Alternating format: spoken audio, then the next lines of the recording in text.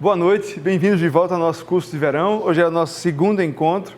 É muito bom que você está aqui com a gente de novo, mais uma vez. Ontem nós introduzimos esse assunto, num dia um pouco mais longo aqui a nossa conversa, porque nós fomos revisitar boa parte do contexto bíblico acerca do tema da misericórdia. Então ontem você viu conosco os princípios fundamentais dessa expressão que a gente faz tanto uso no dia a dia. Nós vimos que vamos utilizar constantemente aqui a parábola do samaritano como sendo uma referência para a gente entender um pouco melhor o que Jesus queria dizer para aquele homem que não entendia muita coisa sobre moralidade e achava que por si mesmo poderia conseguir alguma coisa boa de Deus. E Jesus conta essa história para que ele entendesse que ele, assim como nós, era uma pessoa que era falida espiritualmente, que precisava de que Deus tomasse todas as providências pela sua justiça e pela sua misericórdia, para que nós pudéssemos ter paz com Ele. Isso é justificação pela fé, a base da doutrina e do entendimento do que é a misericórdia na prática. Ontem também nós vimos que misericórdia não é algo opcional para alguém que diz ter fé em Jesus, para alguém que tem uma fé verdadeira, um ministério de misericórdia, ou seja, a prática da misericórdia todos os dias, é algo que precisa acompanhar essa fé. Lembra o que Tiago fala lá no capítulo 3, que sem a fé, sem as obras, a sua fé é como se estivesse morta. As obras testificam a fé de alguém que tem a fé verdadeira. Por isso, se você diz que é um cristão ou uma cristã, você precisa dar a atenção adequada e necessária ao tema da misericórdia para que ela faça parte de verdade da sua vida. Nós também vimos que a misericórdia é quase um teste dessa fé. Nós vimos que quando alguém oprime o pobre, quando alguém faz algo de mal para as pessoas que precisam, é como se estivesse fazendo contra o seu Criador. Da mesma forma, alguém que faz bem, que se interessa por essas pessoas, é como se estivesse fazendo algo de bom pelo seu Criador. Da mesma forma, Jesus diz que vai ser por esse comportamento que ele vai saber quem são as pessoas que o amam ou não. Quando ele fala lá em Mateus que quando alguém recebe alguém com fome, com sede ou precisando de abrigo e assim oferece, é como se estivesse também oferecendo a ele. Portanto, eu espero que quando a gente comece hoje a nossa conversa, você já tenha a compreensão de que não estamos falando de algo menor ou algo banal, mas algo que precisa fazer parte da vida de qualquer pessoa que foi alcançado por essa graça, que diz que tem fé em Jesus. Ao mesmo tempo, misericórdia verdadeira e profunda só pode ser exercida por alguém que foi alcançado por essa graça e que se percebe nessa condição de alguém que não consegue ter nenhum recurso em si mesmo que possa fazer algo de verdadeiramente bom. Pessoas que são falidas espiritualmente e que precisam que Jesus tome todas as providências para que a gente possa ter realmente paz nessa terra e esperança futura.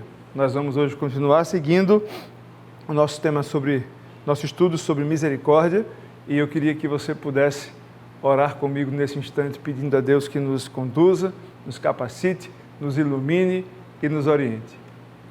Pai, eu te agradeço, porque estamos juntos aqui mais um dia com o propósito de experimentar aquilo que o Senhor tem para nos ensinar acerca da misericórdia. Que o Senhor nos convença de quem nós somos, que Teu Espírito nos ilumine e possa realmente convencer o nosso coração de que somente o Senhor pode nos alcançar, que somente o Senhor pode nos justificar e que não há nada de verdadeiramente bom naquilo que nós fazemos, mas que o Senhor é que dá o nosso valor, o Senhor é quem nos justifica, o Senhor é quem nos dá sentido para essa vida. Que o Senhor possa, Pai, agir no nosso coração, corrigindo as alienações que nos levam para tão longe do Senhor. Que o Senhor possa nos ajudar a praticarmos e a exercer a misericórdia todos os dias da nossa vida. Em nome de Jesus, ser conosco aqui, em cada lar que está conosco hoje, em nome de Jesus. Amém. Hoje eu queria falar sobre um outro trecho dessa parábola, uma frase específica, mas antes disso eu queria fazer uma pergunta para você.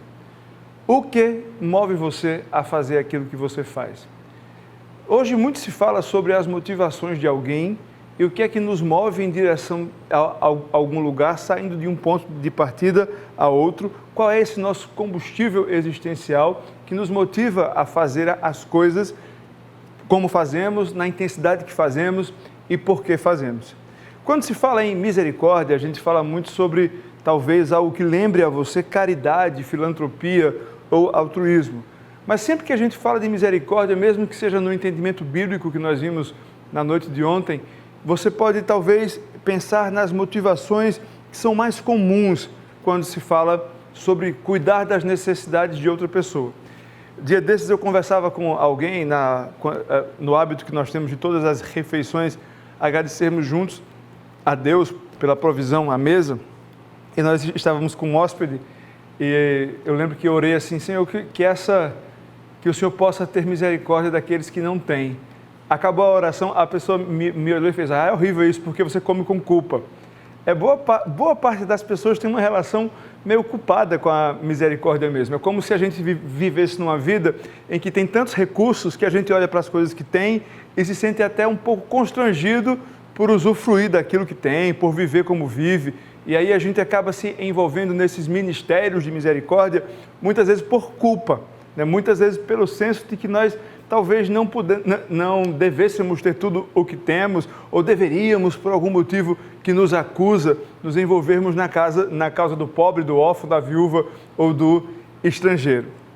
Também é muito comum que a gente se envolva em ministérios de misericórdia, que você pode chamar de ONGs, filantropia, caridade, por causa do nosso desempenho. Às vezes a gente acha que precisa incluir na nossa vida, na nossa performance, sabe, na nossa experiência, alguma coisa que seja altruísta, alguma coisa que nos leve ao envolvimento com outra pessoa, a universos diferentes do nosso, que nos tire da zona de conforto. É muito mais, às vezes, pela performance, pela necessidade de experimentar algo novo, do que necessariamente pela misericórdia em si. Outras vezes a gente vai mesmo assim, se a gente for ser sincero com o que está acontecendo, vai pela recompensa. E nem sempre a recompensa é financeira ou material. Quantas vezes você já não ouviu ou falou, depois de ter uma experiência de cuidar de alguém ou de se envolver com a causa, que você se sente muito bem quando você faz determinados movimentos, quando você se envolve com outra pessoa. Esse se sentir bem, muitas vezes é a motivação que nos leva a nos envolvermos com ministérios de misericórdia e que é, de certa forma, uma recompensa para a gente. Às vezes é uma recompensa muito mais de reconhecimento das pessoas ao redor, né? Esse bem-estar que nos dá quando nós ajudamos alguém, você sai melhor do que a pessoa que foi ajudada. Isso é muito comum também de ser dito, né? Às vezes você ajuda outra pessoa até por sobrevivência. Tem uma teoria que fala que a sociedade só se desenvolveu porque aprendeu a fazer o altruísmo. Uma antropóloga que eu li recentemente fala que o primeiro sinal de uma sociedade desenvolvida, né, de civilização, que foi encontrado até hoje nos estudos antropológicos, é quando eles identificam um fêmur que foi quebrado e foi restaurado, porque ela diz que somente uma sociedade com muito refinamento, né, de estruturas de solidariedade poderiam cuidar de alguém não precisaria sair para caçar, ele seria alimentado por outra pessoa que garantiria ali a sua sobrevivência. Então, não faltam motivos que a gente encontra por aí, ou por aqui, dentro da gente, que nos motivem, que nos movam em direção a esses ministérios de misericórdia, a esses atos que nós chamamos atos de justiça. Acontece que é muito importante nós acendermos um alerta, sabe, um sinal de alerta, uma espécie de sistema de alarme interior, para que a gente esteja sempre corrigindo as nossas motivações e trazendo ela para aquele lugar em que Jesus pede que a gente ande, para aquele comportamento que Ele nos ensina a andar, porque qualquer coisa fora daquilo pode ser algo que está sendo construído, sabe, em cima da areia, passageiro, e que não vai criar em você ou em mim uma estrutura, uma vida, uma cosmovisão, um jeito de enxergar o mundo que tem a ver com misericórdia, mas muitas vezes vai se transformar numa religião no pior sentido que essa expressão pode ter, porque religião significa que eu estou tentando, com meus próprios recursos, com aquilo que eu tenho, com aquilo que eu sou, com o meu bem-estar, tentando fazer algo de moralmente bom ou moralmente aprovado pelas pessoas para encontrar paz de espírito ou simplesmente me ver livre da alienação que o pecado provoca em mim. E isso só é possível por meio da paz com Deus. Lembra daquilo que eu falei ontem sobre os círculos de alienação? Se você não viu, volta lá e dá uma olhada no vídeo de ontem. Mas nós estamos constantemente procurando corrigir esses desvirtuamentos com algumas ferramentas. E às vezes nós colocamos em prática um princípio bom, utilizado de uma forma ruim, que se torna uma pedra de tropeço, um obstáculo para que a gente viva realmente uma espiritualidade cheia da graça de Deus, que parte da compreensão, mesmo que de uma compreensão que começa na mente e termina no coração, de que é somente Jesus que pode fazer tudo por mim, que eu não fiz nada, que eu recebi misericórdia e que daí eu estou apto a compreender essa misericórdia e a viver essa misericórdia. Para pensar um pouco sobre o que nos move nos ministérios de misericórdia, eu queria que você voltasse a sua Bíblia lá em Lucas, no capítulo 10, versículo 33. Queria que você lesse comigo, por favor, o que diz esse texto enorme que nós vamos ler agora. Na verdade, nós vamos partir de apenas uma frase. Mas um samaritano, estando de viagem, chegou onde se encontrava o homem e, quando o viu, teve piedade dele. Essa é a tradução que você vai encontrar na Nova Versão Internacional. Porém, a tradução revista e atualizada é muito mais precisa quando ela nos fala que esse homem, quando o viu, se encheu de compaixão. Esse homem simplesmente se encheu de compaixão quando viu aquela vítima que estava ali jogada no chão. Eram pessoas completamente distintas. Só para você entender um pouco, eu preciso trazer um pouco mais da realidade dos dias lá de Jesus, para você saber quem eram os samaritanos e quem eram judeus. Samaritanos eram um povo que habitava a região norte ali de Israel, que havia sido quase que criado depois que o reino do norte, Deixa eu voltar do zero para você entender melhor ainda. Israel, há muitos anos atrás, logo depois que Salomão, o seu rei, faleceu, teve o reino dividido. E o reino do norte ficou sendo chamado Israel e o reino do sul ficou sendo chamado Judá. Esses dois reinos, em determinado momento, se afastaram do Senhor, viraram as costas para Deus e começaram a viver uma vida muito distante de Deus e daquilo que Deus havia ensinado na lei mosaica. E Deus havia dito, como nós vimos ontem, por exemplo, na profecia do profeta Amós, de que se as pessoas continuassem daquele jeito, ele tomaria providências para que as pessoas voltassem para ele.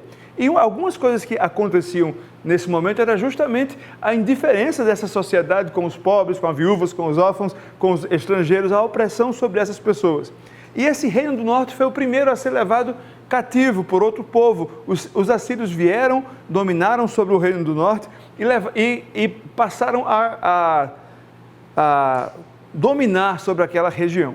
Só que os assírios tinham uma outra forma de domínio, né? Eles faziam da seguinte forma: eles começavam a trazer outros povos que haviam sido dominados em outros lugares e começavam a espalhar com os povos nativos, ao mesmo tempo que tiravam pessoas dali e levavam para outros lugares. A proposta de um assírio, quando fazia isso, era justamente tirar toda a identidade nacional daquelas pessoas e aquilo que os definia como nação, como povo, e que pudesse em algum momento ou alguma circunstância gerar algum tipo de insurreição. Então, os samaritanos eram os descendentes dessas pessoas que estavam ali na região norte, que tinha a capital como Samaria, que tinha sim alguns israelitas, alguns descendentes de israelitas, mas que haviam sido misturados com outros povos, e essa mistura foi traduzida muito na sua cultura, na sua religião, na sua espiritualidade, no seu jeito ali de ser. O Reino do Sul é um reino que também havia sido levado cativo logo depois, mas voltou, restaurou o templo que estava em Jerusalém, um povo também que tinha altos e baixos, horas estava muito próximo de Deus, horas estava muito longe de Deus, se arrependia, voltava, mas era um povo que tinha uma relação mais constante, ou pelo menos mais próximo daquilo que haviam recebido lá no começo dessa história de Israel. E esse povo do sul, esse povo do reino de Judá, adorava em Jerusalém. O povo do reino do norte adorava em Samaria. E eram os samaritanos, eles eram inimigos históricos. Um samaritano era visto como sendo a pessoa mais impura por um judeu. Um judeu e um samaritano não se cumprimentavam, eram realmente inimigos. Era como se um não existisse para o outro. Então, quem passa ali primeiro é um levita, é um cara que conhece a lei, é um cara que vive no templo, é um cara que conhece a religião, é um sacerdote que também conhece a religião muito bem, é uma pessoa que tinha as responsabilidades mais nobres na vida religiosa de Israel, e eles são as pessoas que passam primeiro por aquela vítima na história de Jesus, que estava na beira do caminho, e aí Jesus traz justamente um samaritano para que aquele doutor da lei começasse a entender a sua falência espiritual, e esse samaritano passa por ali, e é aquele samaritano quem vai se compadecer daquela vítima, vai se aproximar daquela vítima e vai tomar todas as providências práticas para mitigar, para diminuir o sofrimento e a aflição daquela pessoa. O que é interessante a gente perceber nesse momento é que aos olhos de Deus, aos olhos de Jesus, todos os seres humanos são iguais, todos sem exceção. E eu sei que essa afirmação causa espanto em algumas pessoas, porque não conseguem se enxergar tão boas ou tão ruins como determinadas outras pessoas. Mas aos olhos de Deus, todos são pecadores e não têm direito à sua presença. Então, é como se Deus olhasse para a humanidade e ninguém tem direito a estar na presença dele. Nós só temos esse direito por meio de Jesus Cristo. E é isso que Paulo escreve para os coríntios e que nos lembra que nós somos justificados somente pela fé, e isso eu estou batendo na tecla constantemente, porque é esse o fato que nos torna aptos a exercermos misericórdia, como Jesus nos ensina a exercer a misericórdia. E Paulo diz o seguinte, lá no capítulo 8, no versículo 9 de 2 Coríntios, é um versículo que inclusive nós já lemos ontem. Ele diz, pois vocês conhecem a graça do nosso Senhor Jesus Cristo, que sendo rico, se fez pobre por amor de vocês, para que por meio da sua pobreza, vocês se tornassem ricos. Vocês conhecem a graça do nosso Senhor Jesus Cristo. Ele, sendo rico, se fez pobre, para que vocês que são pobres, se tornassem ricos como ele é rico. Você entende o que é que Jesus veio fazer? Ontem eu falei, e eu não tenho problema em repetir, que quando Jesus vem e vive como viveu, morre como morreu e volta aos céus como voltou depois de haver ressuscitado, Jesus é tratado pela humanidade, pela vida e na criação, e até mesmo diante dos olhos do seu Pai, como sendo alguém que fez tudo aquilo que eu fiz. Tudo aquilo que a pior pessoa que você conhece já fez. Ele é tratado e sofre as consequências cósmicas e espirituais das mesmas coisas que a pior pessoa ou que você mesmo cometeu. Da mesma forma, a justiça de Deus é imputada sobre mim, por meio de Jesus, de forma que eu sou tratado como se eu fosse alguém que fez tudo aquilo que Jesus fez. Isso é justificação somente pela fé, porque eu não tenho condições de ser tratado com essa paz que Deus me oferece, com esse amor que Deus passa a me dar, porque ao olhar para mim, não vê Vandi, vê Jesus Cristo que foi entregue por amor de nós. Por isso que aos olhos de Deus, todos são iguais. E é a partir dessa retomada de percepção, que nós já passamos por ela ontem, que eu trago uma pergunta que sempre vem à nossa mente quando nós vamos nos envolver no Ministério de Misericórdia, nos trabalhos de misericórdia, nos trabalhos sociais, na ajuda de alguém. Não é de hoje que as pessoas perguntam a quem eu devo ajudar. No século XVIII, um camarada muito conhecido por quem gosta de teologia, chamado Jonathan Edwards, um homem de Deus que tinha uma vida muito íntegra, correta, que até hoje ecoa na vida da igreja, na vida de quem ama a Jesus, pelas coisas que ele escreveu e que ele disse, foi perguntado da seguinte forma: caro Jonathan, digamos que foi assim, por que é que eu deveria ajudar uma pessoa que ficou na miséria, mas não ficou na miséria assim de qualquer jeito, não? A miséria dele é simplesmente consequência dos pecados que ele decidiu abraçar, de uma vida errada e das decisões que ele tomou. Será que eu devo ser a pessoa que vai me envolver no ministério de misericórdia com alguém assim? Será que eu devo me aproximar de alguém desse jeito? Será que eu preciso me envolver com alguém dessa natureza? Sabe o que é que Jonathan Edwards respondeu: se a pessoa ficou na miséria pelo ócio vicioso e pelo esbanjamento, mesmo assim, não estamos desobrigados de ajudá-la, a não ser que continue nesses vícios. Se agimos de outra forma, somos totalmente contrários à ordem de amarmos uns aos outros como Cristo nos amou. Cristo nos amou, apiedou-se de nós e de maneira grandiosa se entregou para nos libertar da carência e da miséria que causamos a nós mesmos com a nossa tolice e maldade. De maneira insensata e danosa, desperdiçamos as riquezas que nos foram providas e com as quais teríamos vivido e sido felizes por toda a eternidade. Você percebe que o que Jonathan Edwards traduz aqui como sendo uma obrigação, que não existe uma desobrigação diante de uma persona que eu crio, que talvez não fosse digna da minha ajuda ou do meu envolvimento, é justamente o argumento de que aquilo que Cristo fez por nós é o que nos motiva a responder ativamente quando alguém que precisa da nossa ajuda aparece na nossa vida.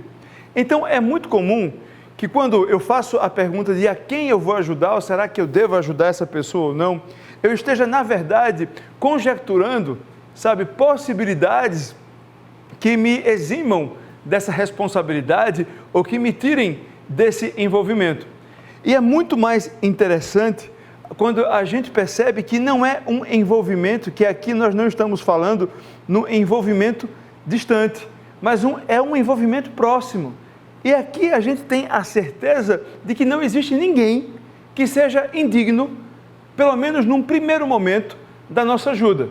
Da mesma forma como Deus age com a gente, se nós temos dúvidas disso, é só você sempre pensar, se Deus agisse da mesma forma que você pretende agir, o que seria de você? Então, não, essa pessoa pode fazer mau uso da minha ajuda. Pensa comigo, se Deus tivesse pensado da seguinte forma, ao enviar o seu Filho Jesus Cristo, e dissesse, não, pode ser que eles façam mau uso daquilo que eu estou oferecendo, da graça que eu estou oferecendo. Você acha que você seria alcançado pela misericórdia? Você estaria na posição hoje que você está? Você teria essa possibilidade de ter acesso a Deus que você tem? Ou então vai que Deus se perguntasse, não, acho que ele não é digno para receber aqui a minha misericórdia, não. Se Deus tivesse tido como critério para enviar o seu Filho, para reconciliar tudo com ele novamente, se ele tivesse colocado em prática o critério da dignidade, eu e você estaríamos aptos a receber essa misericórdia? Então, veja que quando eu falo sobre critérios, sobre a quem ajudar, é importante que, primeiro, eu me coloque na situação de alguém que precisou e que precisa dessa misericórdia. Se eu entendo que eu preciso dessa misericórdia, que eu não tenho a dignidade necessária, que eu não tenho o merecimento necessário para recebê-lo, fica mais fácil de eu assumir critérios sobre a quem eu devo ajudar. É lógico que isso não é uma condição para sempre, assim, que a gente vai ajudar uma pessoa até que repetidas vezes está sem arrependimento algum e que está sempre voltando à mesma falha. Tem uma hora que a gente tem que amar diferente, tem que ir direcionando isso com alguns nãos, mas não existe ninguém indigno de ajuda, porque somos nós todos iguais e precisamos dessa graça e dessa fé que o Senhor nos dá. E é somente pela fé que nós podemos ter essa possibilidade mesmo de vida eterna que começa hoje. E aí eu queria trazer mais uma vez um texto que nós lemos ontem, lá de Lucas, capítulo 6, versículos 32 e 34, onde Jesus lança ali os alicerces que nos ajudam a ter o fundamento de por que é que nós devemos ter misericórdia, e que nós acabamos de falar um pouco sobre isso, sobre quem é o tipo de pessoa com quem nós devemos ter misericórdia. E Jesus faz uma fundamentação perfeita, obviamente, porque ele diz o seguinte: que mérito vocês terão se amarem aos que os amam? Até os pecadores amam aos que os amam. E que mérito terão se fizerem o bem àqueles que são bons para com vocês? Até os pecadores agem assim. E que mérito terão se emprestarem a pessoas de quem esperam devolução? Até os pecadores emprestam a pecadores. esperando receber devolução integral. Amem, porém, os seus inimigos, façam-lhes o bem e emprestem a eles, sem esperar receber nada de volta. Então, a recompensa que terão será grande, e vocês serão filhos do Altíssimo, porque Ele é bondoso para com os ingratos e maus. Sejam misericordiosos, assim como o Pai de vocês é misericordioso. É muito rico esse texto em que Jesus vai explicar para os seus discípulos por que é que eles devem ser misericordiosos. Primeiro, Jesus vai falar que todo mundo faz aquilo que é básico da bondade. Todo mundo quer ajudar aqueles que são pecadores, ou melhor, aqueles que são necessitados, mas acham que são merecedores, na forma que escolheram para que sejam merecedores. É muito fácil você emprestar e receber o valor corrigido. É muito fácil você ajudar a gente que você gosta. É muito fácil você estender a mão para a gente que você já colocou ali o rótulo como trabalhador. Mas é muito difícil você estender a mão para alguém que você considera inimigo ou pelo menos muito distante da sua realidade. É muito difícil você olhar para alguém que usa crack e que está na rua e achar que você precisa se envolver com ele ou que você deve ter algum tipo de envolvimento com ele. É muito comum que pessoas alcoólatras nem sejam cumprimentadas quando passam por nós, porque afinal de contas são usuárias do álcool. É muito comum que nós escolhemos determinados tipos de pessoas para dizer que esse tipo de pessoa não. Esse tipo de gente aqui acho que eu não vou me envolver, não vou oferecer nenhuma ajuda. E aí Jesus fala sobre isso, fala como é fácil você ajudar gente que você gosta e gente que você considera boa, mas aí ele fala que aqueles que são discípulos de Jesus precisam ajudar os que são seus inimigos, emprestar diferente, sem receber nada em troca, sem esperar receber nada de volta. E aí ele fala o seguinte: a recompensa que vocês terão será grande, e vocês serão filhos do Altíssimo, porque Ele, Deus, é bondoso para com os ingratos e maus. Deus exerce bondade para com os ingratos e para com os maus. É por isso, porque Deus é bom com pessoas que são mal agradecidas e são malvadas, que vocês e eu precisamos ter misericórdia como Deus teve comigo. Provavelmente eu estou dentro do grupo ali dos maus, dos malvados e dos mal agradecidos. Jesus diz: olha, cada vez que você passa por alguém que você não gosta, você está se olhando no espelho também. Como se fosse essa a tradução prática dessa exortação que Jesus dá para essas pessoas. Em Mateus 18, versículo 33, eu separei aqui uma frase de uma outra parábola que Jesus conta, onde nessa frase nós lemos: você não devia ter tido misericórdia do seu conservo como eu tive de você? É uma parábola que conta uma história de um servo que teve uma dívida, que o número que Jesus usa é como se fosse o acúmulo de um salário de uma vida inteira. E esse cara teve a sua dívida perdoada. Assim que ele sai do encontro do perdão, ele encontra um outro camarada que devia uma mixaria para ele.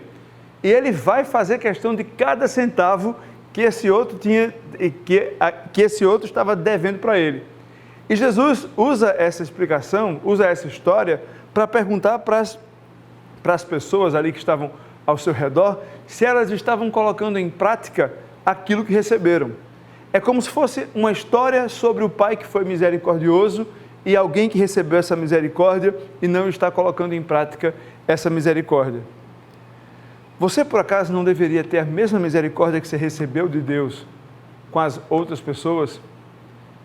Quando eu sou acolhido por essa graça, quando eu reconheço essa misericórdia, quando eu reconheço o tamanho daquilo que Deus está fazendo por mim, eu sou levado naturalmente a uma vida de generosidade, mas uma generosidade que não me é imposta, não me é extorquida, que eu não vou me envolver com ela por medo, por culpa, por performance ou para ficar bem. Mas é uma generosidade espontânea que surge de mim, de dentro para fora, que é uma resposta àquilo que Deus fez por mim. Você já deve ter percebido que quando a gente fala sobre fazer misericórdia, o modo de fazer, não é possível nós falarmos sobre isso sem primeiro entender o que Jesus fez por nós. porque é assim que eu vou entender que misericórdia é envolvimento prático, que misericórdia é amenizar o sofrimento visível e sensível das pessoas, é me envolver com elas, é me aproximar delas, é participar da vida delas, é ser misericordioso com elas, que não existe acepção de pessoas nesse processo, que não tem ninguém que seja indigno de uma ajuda porque primeiro eu fui ajudado. E só tem solidez esse comportamento se eu entendo qual é o meu papel nessa história que é muito maior do que eu. Alguém que foi receptor dessa misericórdia e dessa graça. Voltando à história do samaritano, é interessante porque o primeiro viajante que passa por ele, você vai ver lá no versículo 31, é um sacerdote. Logo depois passa um levita. Sacerdote e levita tinham funções importantes, eu já falei aqui, na vida religiosa de Israel, porque cuidavam das principais funções do templo. O sacerdote era aquele que ofereciam as ofertas, os sacrifícios, faziam parte de uma família que era separada para isso, não podiam se comportar de qualquer maneira, precisavam estar ali com a vida em ordem na semana que estivessem escalados para o trabalho, conheciam bem a lei de Israel, conheciam bem a lei mosaica, sabiam o que tinham que fazer e o que não tinham que fazer. Essa pessoa passa por aquele viajante, ela conhecia aquelas leis que nós falamos ontem, que estão no Êxodo, no Deuteronômio e no livro de Levítico, que não se pode ignorar uma pessoa ferida, que deve se dar assistência ao estrangeiro, que deve se doar com generosidade, que a vida tem valor. E esse cara que conhecia a lei, que sabia da sua responsabilidade, não é movido por culpa, não é movido por lei, não é movido por nada e passa direto. Da mesma forma, o levita. Pessoas que tinham a responsabilidade do conhecimento, pelo menos, da lei mosaica. Só que aí vem um samaritano que nem tinha responsabilidade com a lei, não tinha responsabilidade nacional, porque não era um compatriota seu, não era uma pessoa conhecida sua, nunca viu aquele camarada na vida, não tinha afeto, porque nem sabia de quem se tratava, não era um amigo, não era um parente, não era ninguém conhecido, não era o filho de ninguém conhecido, não sentia nada por ele, não era culpa porque não foi ele quem fez nada, não foi ele quem tornou a estrada perigosa, não foi ele quem o assaltou, não foi ele que criou nenhuma daquelas circunstâncias, e não sendo movido por nada disso, esse homem é movido por apenas uma coisa: compaixão. É simplesmente a compaixão que Jesus conta para o doutor da lei, que moveu essa pessoa em direção a outra pessoa. E isso faz toda a diferença quando nós começamos a entender que compaixão tem a ver com aquilo que Jesus fez quando se torna humano e vive a encarnação. E Jesus vivencia, enquanto ser humano, enquanto gente, aquilo que é a humildade em sua essência e sua perfeição. E sabe o que é a humildade quando nós olhamos para a Bíblia e fazemos um apanhado geral sobre ela? Humildade verdadeira não é pensar menos de si mesmo. A humildade verdadeira é pensar menos em si mesmo. Não é pensar menos de si mesmo, é pensar menos em si mesmo. E foi exatamente isso que Jesus fez.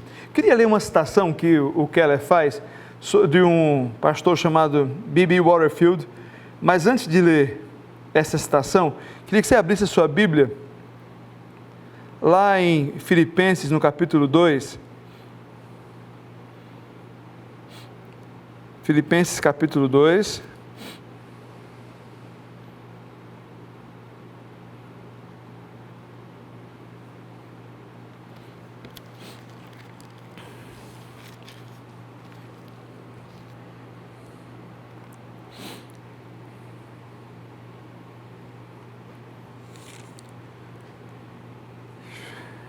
Olha só o que Paulo escreve no versículo 5.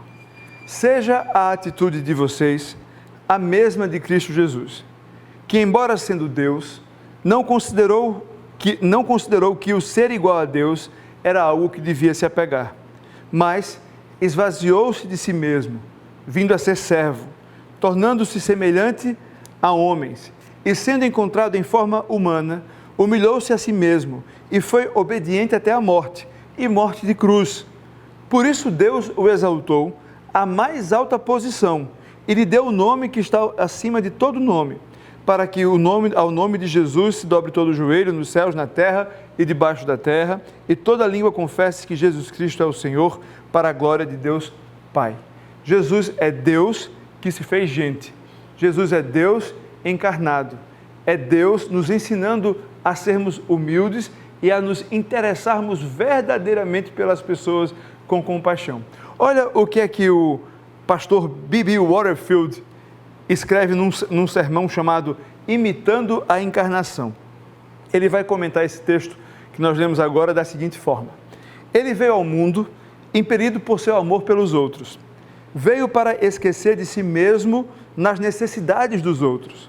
Sacrificar-se pessoalmente não significa ser indiferente ao nosso contexto e ao nosso próximo. Significa nos absorvermos neles. Significa nos esquecermos de nós mesmos nos outros. Significa mergulhar nas esperanças e nos temores, nos anseios e no desespero de cada ser humano. Significa as múltiplas facetas do espírito, uma multiforme atividade e uma múltipla empatia. Significa riqueza de empreendimento. Significa que não devemos viver uma única vida, e sim milhares de vidas, ligando-nos a milhares de almas por meio de filamentos de uma compaixão tão amorosa que suas vidas se tornam nossas. Vivemos em castelos isolados das pessoas que estão ao nosso redor. É essa, a grande maioria das vezes, a verdade que nos acomete. Quantos de nós está disposto a viver, nem que seja por um pouco, a vida de outras pessoas com outras pessoas? Quantos de nós não criam limites, sabe? Limites que são artificiais para que nós não chegamos tão perto de outra pessoa para que a dor dela não doa na nossa. A compaixão acontece justamente quando eu me envolvo com você de tal forma que a sua vida, o seu problema, a sua necessidade passa a ser o meu problema e a sua vida. Foi exatamente isso que Jesus fez. Jesus foi o cumprimento máximo daquilo que se fala tanto hoje acerca de empatia. E foi por esse motivo que eu convidei para participar do nosso curso de verão, justamente no nosso encontro de hoje, a nossa querida Paloma Almeida.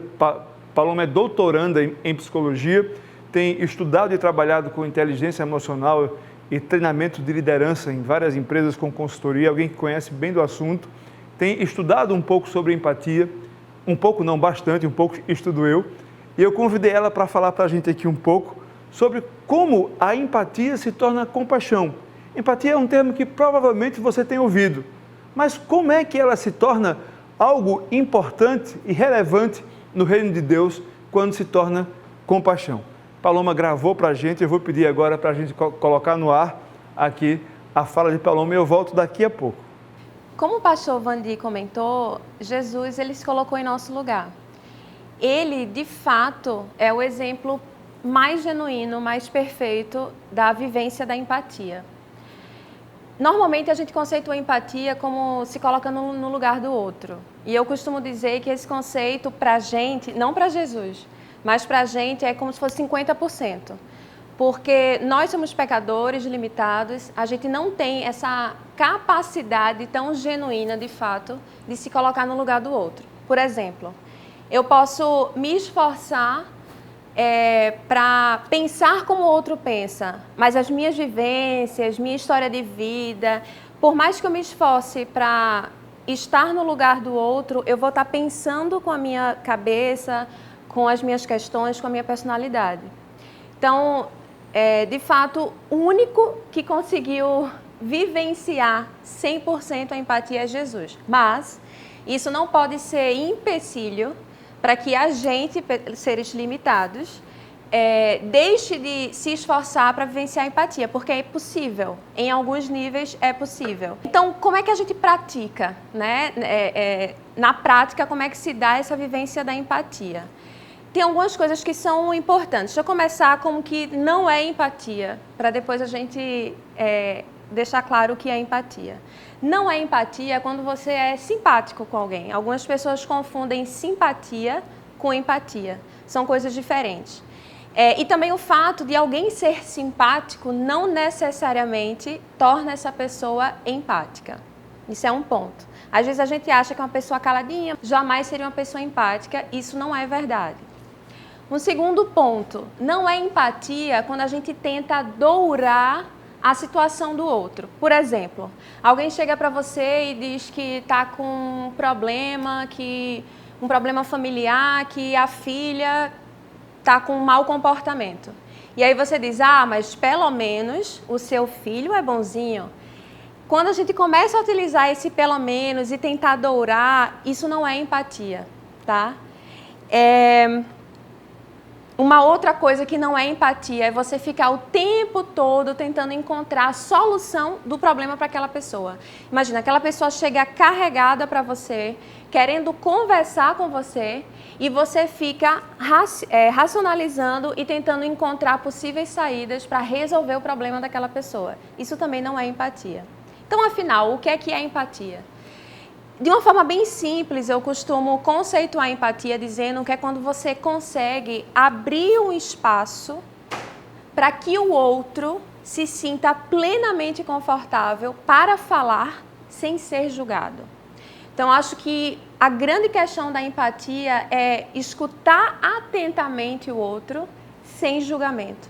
Eu não sei se isso já aconteceu com você, mas já aconteceu comigo, de pessoas virem conversar comigo, eu não falar nada, e a pessoa falar. E no final, a pessoa dizer assim, poxa, Paloma, muito obrigada, você me ajudou muito. E eu não tinha falado nada. Normalmente, quando isso acontece, é porque houve um espaço empático ali.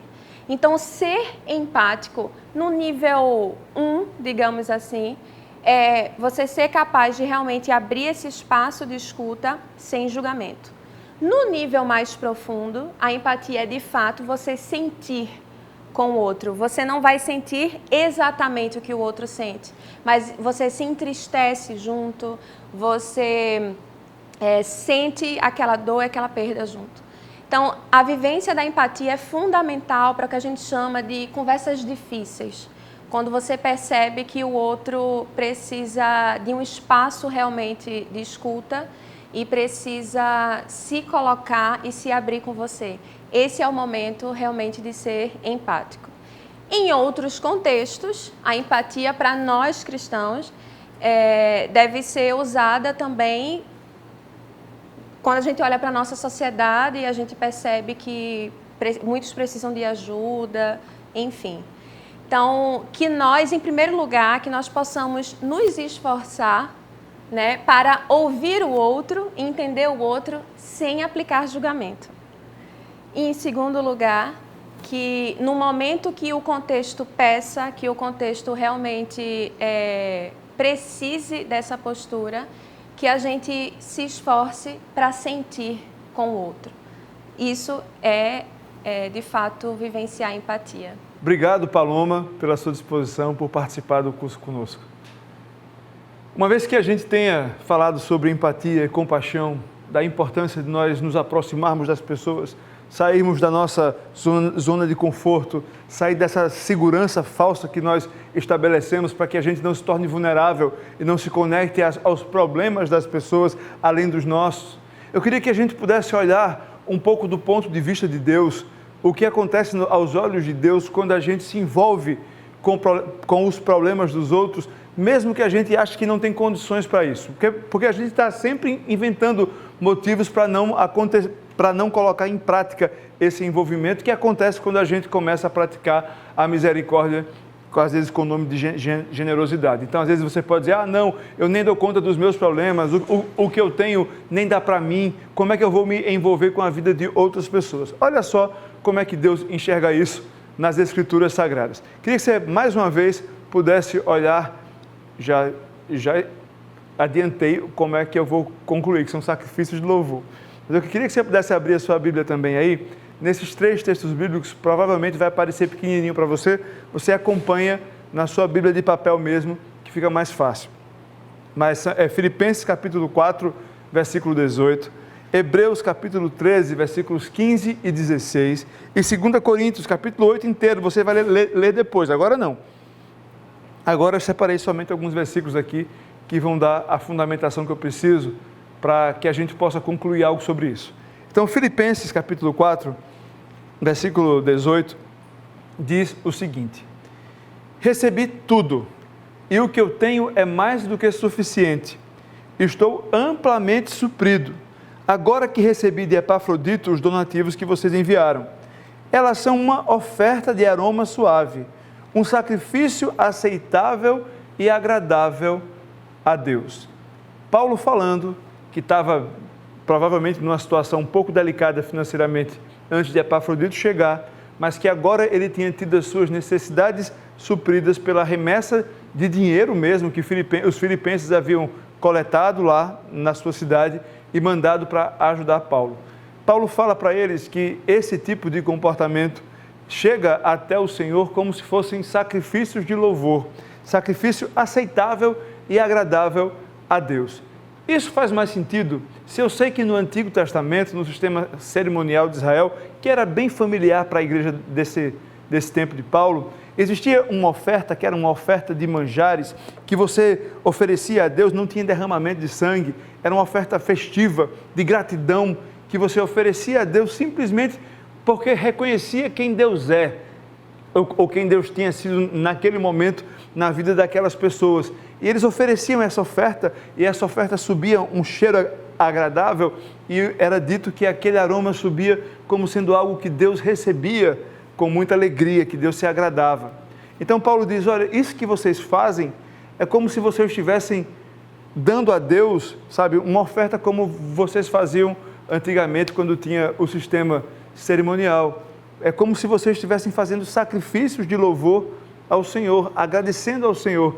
Outras ocasiões essa oferta era dada como holocausto, sabe? Você cedia você presenteava alguma coisa que você tinha e oferecia ao Senhor. Então era como se fossem sacrifícios que glorificavam a Deus com aquilo que a gente está oferecendo. E aqui essas pessoas são chamadas de pessoas que fazem sacrifício de louvor porque elas se empenham em ajudar outra pessoa que estava em outra cidade e enviam ali uma forma de amenizar as suas carências e as suas necessidades financeiras.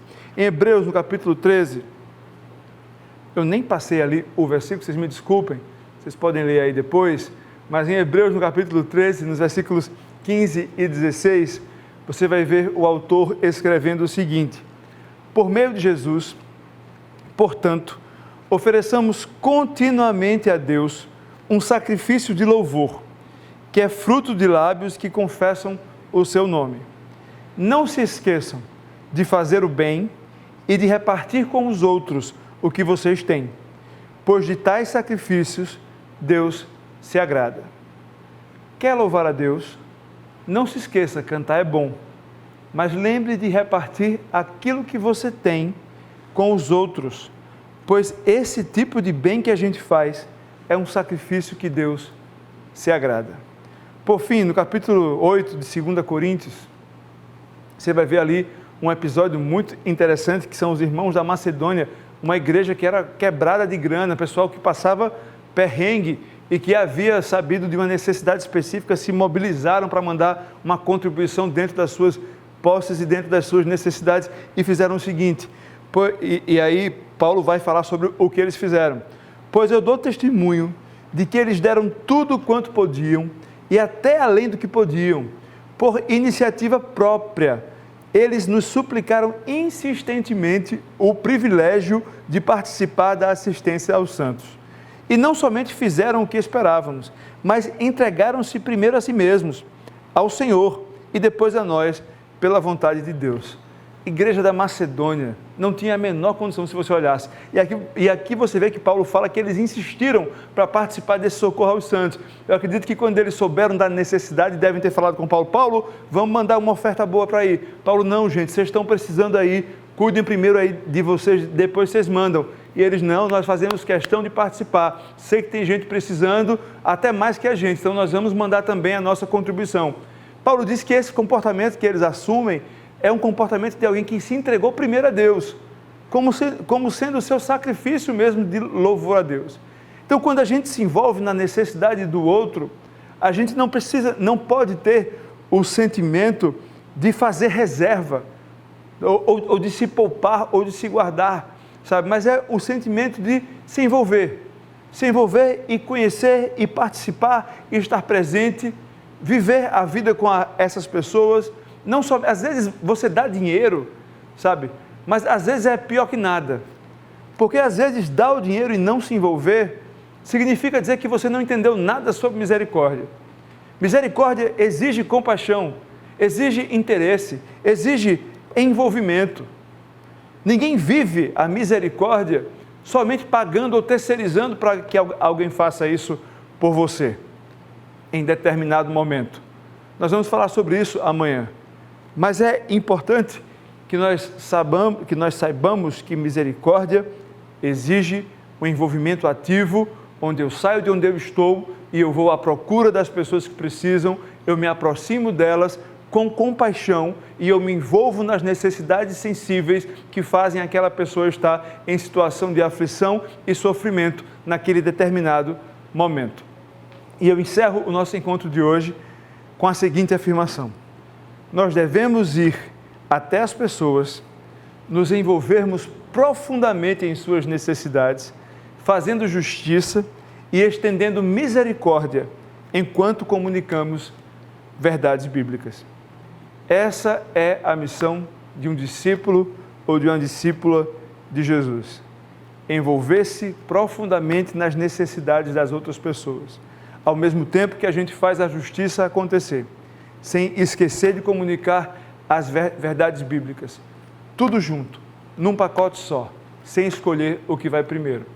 Que Deus nos abençoe, que nos dê uma noite de sono tranquila, que essa palavra possa encontrar um lugar especial no nosso coração, que possa dar frutos.